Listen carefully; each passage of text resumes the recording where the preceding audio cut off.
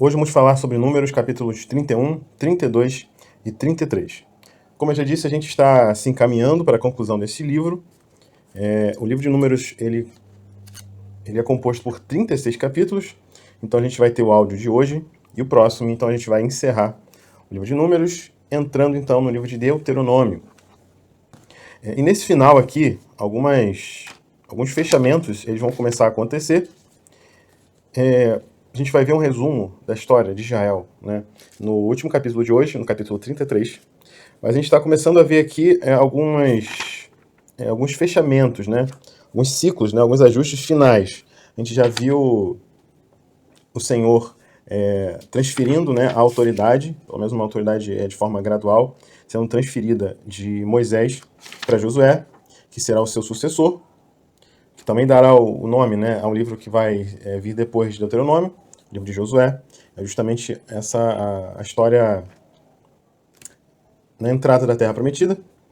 E esses últimos capítulos de Números, a gente então está vendo esses 40 anos do povo, né, após eles desacreditarem na promessa e desmotivarem outros, os espias, né, desacreditaram quando eles viram os gigantes, e desmotivarem outros a acreditar nas promessas de Deus. A gente viu lá no Gênesis ainda, Deus prometendo, né, Deus jurando pelo seu próprio nome, que daria essa terra. Deus, ele promete Abraão, Isaac e Jacó, e vem confirmar com Moisés essa promessa, né, quando Deus, como o próprio José fala, que Deus iria visitar o seu povo.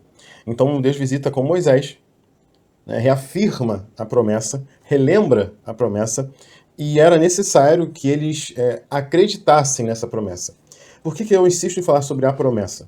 A promessa que nós temos hoje, e apesar de ouvirmos tanto essa expressão, Deus tem promessa para a sua vida, a promessa que nos é dada, e essa é a promessa do povo de Deus no tempo de hoje, é que Cristo irá voltar e nos fará entrar em uma terra que mana leite e mel, mas não aqui, e sim na eternidade.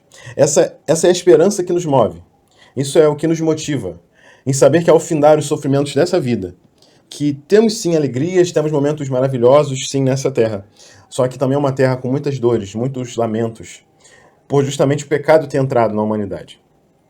Ele que é o grande motivador de todo o mal, a gente já falou sobre isso. E a nossa esperança é que toda essa dor irá acabar. Aqueles que morreu em Cristo, nós iremos revê-los na eternidade. E essa é a verdadeira esperança, essa verdadeira promessa que foi nos dada. Deus pode sim nos prometer, nos indicar coisas nessa vida. Isso acontece. Só que a maior promessa, e essa não falhará, porque essa certamente vem de Deus, que é a promessa da vida eterna. Qualquer outro tipo de promessa, que a gente até escute em um ambiente de culto ou de adoração, ele pode ter alguma influência da carne daquele que está transmitindo a mensagem. Só que a palavra de Deus não. Essa de fato, ela é real. Essa de fato, a gente não pode questionar. E o povo aqui justamente, apesar de não ter um texto escrito, né, como nós estamos hoje, eles desacreditaram no que Deus havia falado. Porque Deus estava com eles, fazendo sinais, fazendo promessas, mas eles não creram. E muitos morreriam então, muitos morreram no deserto. E esse é o ponto que a gente está na história. E como eu disse, no capítulo 33, a gente vai ver essa narrativa completa da história deles. Mas vamos para a nossa leitura de hoje, nosso estudo de hoje. Números capítulo 21. Diz então que Deus ele manda Israel se preparar para a guerra contra os midianitas para fazer uma espécie de vingança do Senhor contra eles, pelo mal que eles fizeram. Eu vou explicar que mal é esse aqui. E, na verdade, a gente vai voltar, de certa forma, a falar sobre o profeta Balaão, homem de Deus, porém, que ensinou coisa errada. Mas vamos chegar lá. Então, para essa guerra contra os midianitas, foram levantados 1.000 homens de cada tribo, ou seja, 12.000 homens, todos armados. E Finéias, filho de Eleazar, né, que é filho de Arão, o sumo sacerdote, ele levou utensílios sagrados e as trombetas para o toque do ataque, aquelas trombetas que a gente já falou anteriormente. E diz o texto, então, que eles mataram todos os homens. Destruíram todos os homens. Mataram eles. Porém, os israelitas, eles levaram as mulheres, as crianças, o gado e os bens e queimaram a cidade. Até aí, eu não quero entrar na questão da atrocidade de uma guerra, né, mas já falei anteriormente que o contexto que a gente olha aqui de mundo é totalmente diferente do nosso. Não justifica uma guerra, porém a gente entende que é no contexto de sobrevivência. A gente viu aqui povos tentando atacar Israel só porque estavam passando. Então não era um mundo tão civilizado, entre aspas, né, como a gente tem hoje. Não que hoje a gente não tenha violência, né? Mas o contexto era totalmente diferente naquele tempo. Isso a gente precisa entender. Então, a partir do versículo 13, a gente vai ver um tratamento contra esses que vieram cativos, né? Essas mulheres, crianças. E aqui a gente vai ter uma informação retroativa que faz referência a por que Deus está pedindo que Israel seja esse instrumento de justiça, de vingança. E por quê? Porque, assim, aparentemente, quando a gente viu o povo se prostituindo na idolatria de Baal Peor, a gente parece que foi assim aleatório, aconteceu de forma muito aleatória ali. Só que aqui a gente vai ver a explicação, né, do que de fato aconteceu.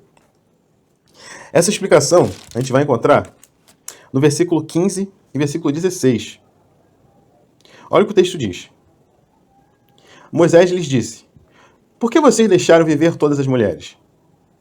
Eis que estas, por conselho de Balaão, fizeram com que os filhos de Israel fossem infiéis ao Senhor, no caso de Peor, que é o Baal Peor. E assim houve uma praga no meio da congregação do Senhor.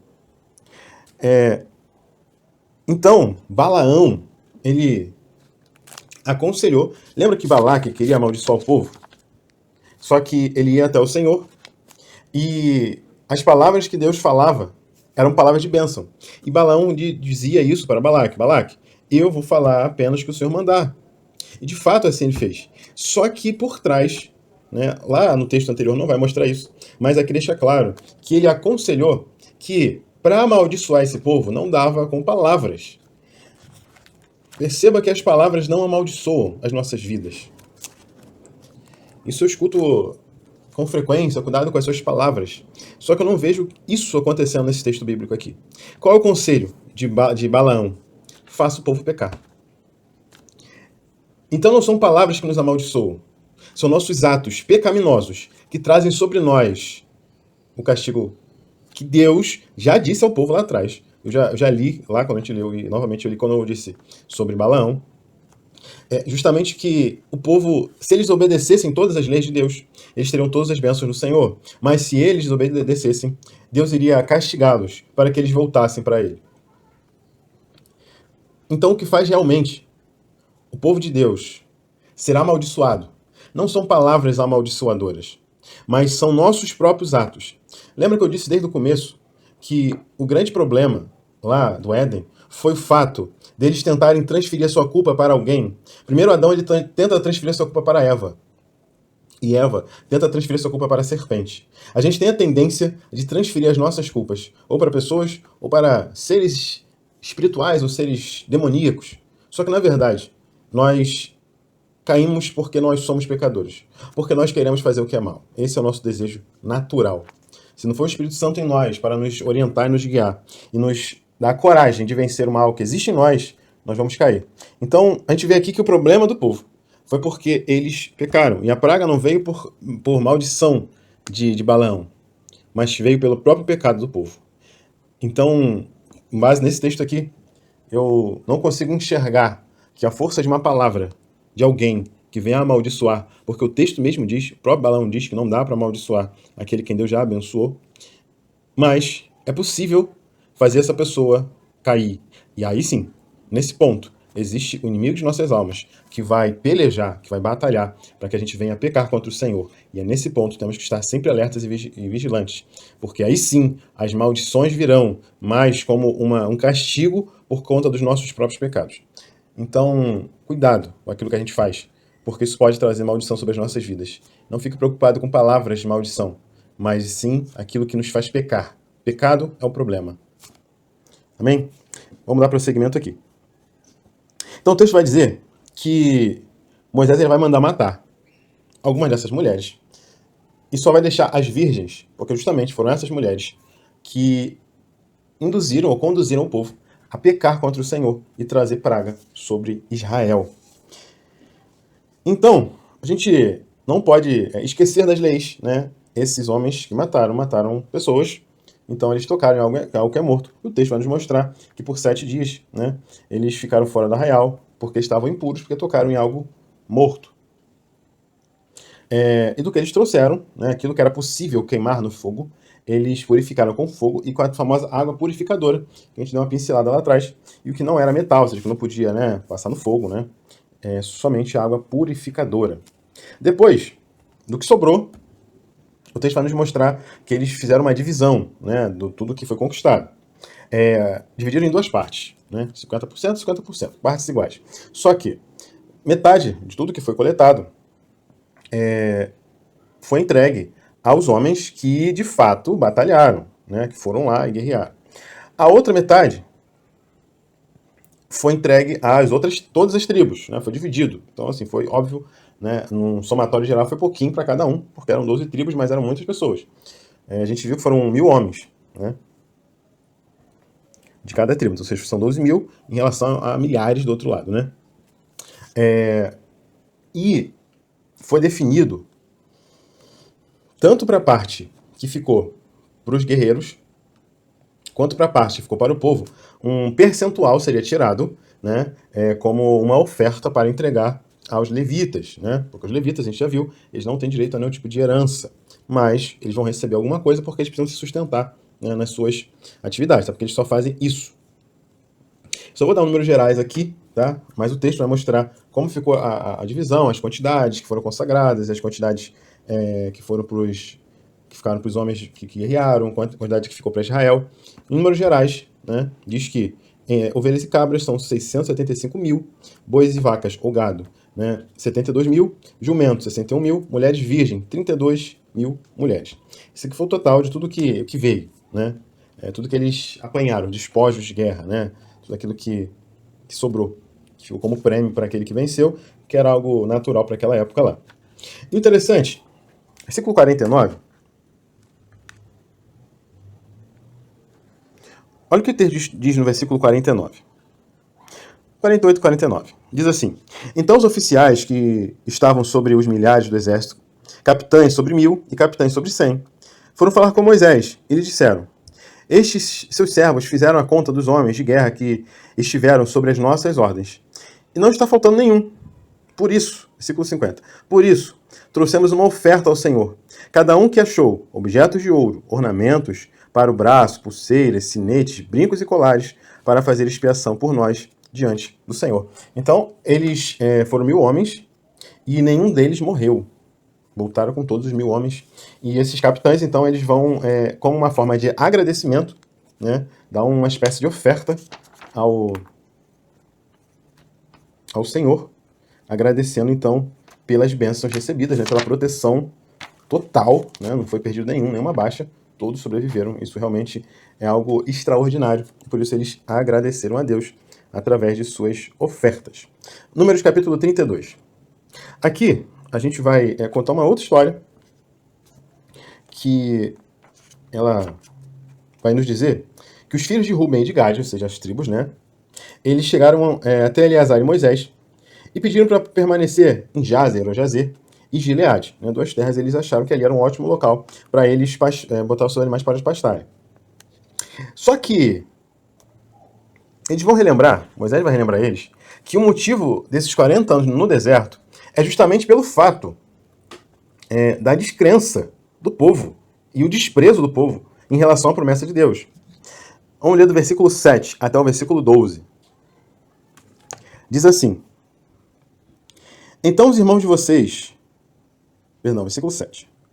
Por que vocês querem desanimar os filhos de Israel, para que não entrem na terra que o Senhor lhes deu?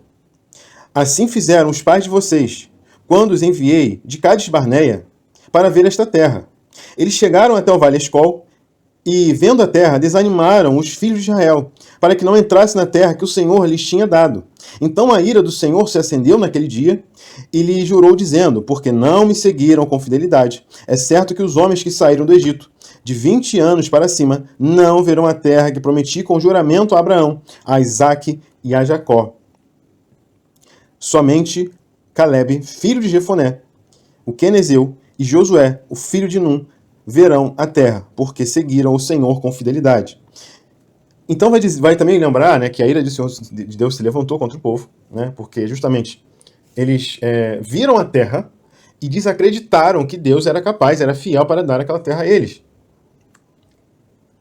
E agora vem essas duas tribos e desejam então uma terra fora dessa terra prometida. Isso seria um motivo para desanimar. Mas eles vão falar, mas Moisés, vamos fazer o seguinte: quando vocês forem para a guerra para conquistar, os nossos homens vão com vocês. A gente deixa nossas mulheres, crianças aqui, mas a gente vai com vocês. A gente vai decidir, a gente vai querer ficar com essa terra aqui mesmo, mas a gente vai estar com vocês quando vocês forem entrar na terra prometida para ajudar vocês a conquistarem. Pode ficar tranquilo quanto a isso. Então vai ter uma espécie de juramento, né? A gente vai fazer uma espécie de uma aliança, um pacto, para que justamente isso seja muito bem definido.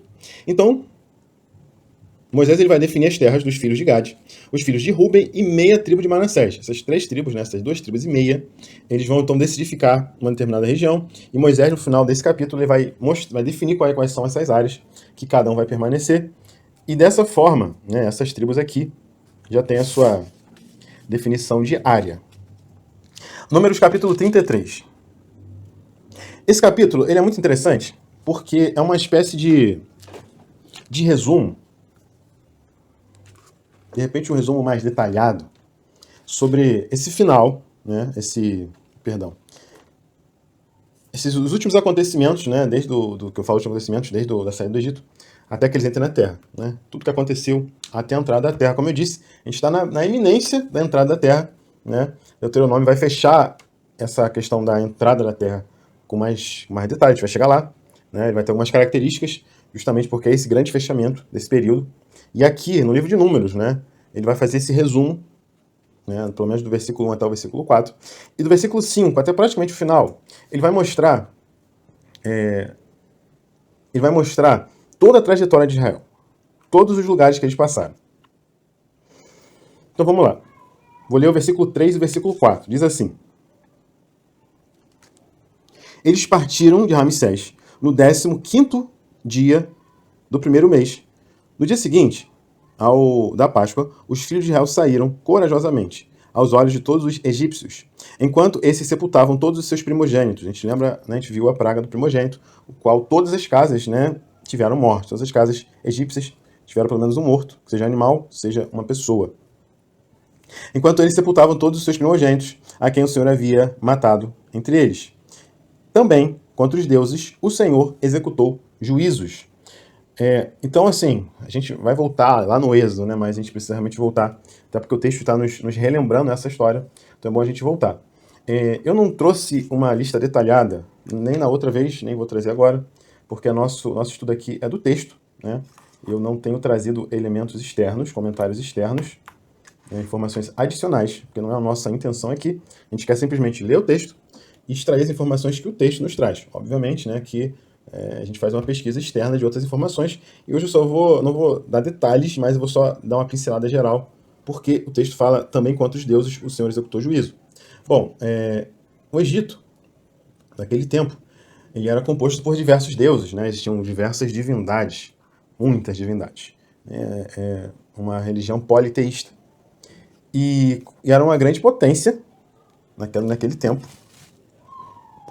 E cada praga que Deus vai mandando, né, das suas 10 pragas, ele está de alguma forma mostrando aos egípcios que os deuses que eles se curvam nada podem fazer diante do Deus de Israel. Porque se eles eram uma das grandes potências, né, talvez a maior potência naquele momento ali, com seus grandes deuses, mas vem um povo pequeno, humilde, largado, escravo, e o Deus deles é superior e eles não conseguem fazer nada. Porque, por exemplo, eles tinham o Deus do Sol. Só que se existe escuridão, cadê o Deus do Sol? Existe o Deus da colheita, mas ele não teve a capacidade de proteger a colheita pela praga que o Deus de Israel trouxe sobre o Egito. Então, praga após praga, uma após a outra, né? A gente pode pesquisar e encontrar os nomes dos deuses, possíveis deuses que foram combatidos, né? Deuses de colheita, deuses de fertilidade, deuses do sol, o próprio Nilo, né? Tudo isso foi combatido, né? Todos esses essas crenças foram combatidas e foi provado, então, que eles não têm poder nenhum em relação, quando se colocam diante do Deus de Israel. Então, são deuses falsos, que não têm poder algum. O Deus superior do mundo é o Deus de Israel, esse pequeno povo escravo.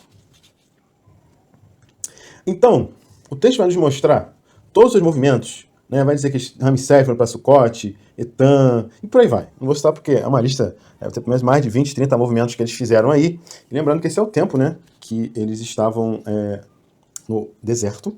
Do 5 até o 37, ele vai mostrar todos os movimentos, né? O povo estava aqui, partiu para lá, estava aqui, partiu para lá. Deve ter mais de 20 aí, eu não fiz essa contagem, mas deve ter mais de 20 movimentos aí que eles fizeram. No versículo 38 e 39, ele vai dizer que, então, Arão, o sacerdote, subiu ao Monte Or, porque o último movimento, né, no versículo 37, é justamente que eles foram para o Monte Or. Aquele que o texto vai mostrar aqui, né? Então Arão, o sacerdote, subiu o Monte Or, segundo o mandato do Senhor, e morreu ali, no primeiro dia, do 5º mês do ano 40º, depois da saída dos filhos de Israel da terra do Egito, ou seja, 40 anos depois, né? Arão tinha 123 anos de idade quando morreu no Monte Or. Então aqui vai fechar, né, esse ciclo do Monte Or, do 5 até o 39. A gente vai então ver a saída do povo lá de Ramsés, ou seja, lá do Egito, até o Monte Or, que é onde Arão morre, né? Ele vai passar então o bastão para Eleazar. E do 41 até o 49, a gente vai ver mais alguns movimentos, até que eles cheguem na campina de Moabe, e ali eles vão ficar no Jordão, junto ao Jordão. Versículo 50 até o 56, a gente vai ver Deus ordenando eles expulsarem o povo que estava lá. Eu vou ler alguns versículos, porque é importante a gente ler isso aqui, porque são ordens do próprio Senhor para Moisés, para ser entregue ao povo. Versículo 50 ao 53 primeiro.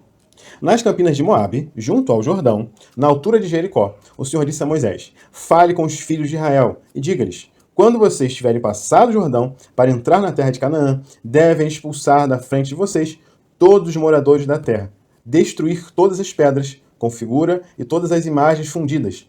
Devem também derrubar todos os santuários nos lugares altos. Tomem posse da terra e morem nela, porque eu lhes dei essa terra para que vocês tomem posse dela. Então aqui Deus está ordenando que tem que destruir realmente, expulsar os moradores e destruir todas as coisas, porque Deus havia dado, prometido, né? Aqui eles estão sendo uma espécie de juízo, né, para o povo da terra de Canaã, que já havia chegado o limite da iniquidade deles. Então chegou o momento de Deus aplicar juízo. E olha, o interessante é que a gente às vezes, né, se coloca na situação de servo de Deus, filho de Deus, só que a gente esquece que ainda somos pecadores, somos falhos, somos problemáticos. Então Deus manda eles expulsar, né, o povo que estava em Canaã, da terra. Era para expulsar tudo, destruir todo tipo de idolatria que tinha lá. Olha o que diz versículo 55 e 56. Porém, se não expulsar os moradores da terra, então os que vocês deixarem ficar serão para vocês como espinho nos olhos e como aguilhões nas costas, e eles os perturbarão na terra em que vocês irão morar. E farei com vocês o que pensei fazer com eles.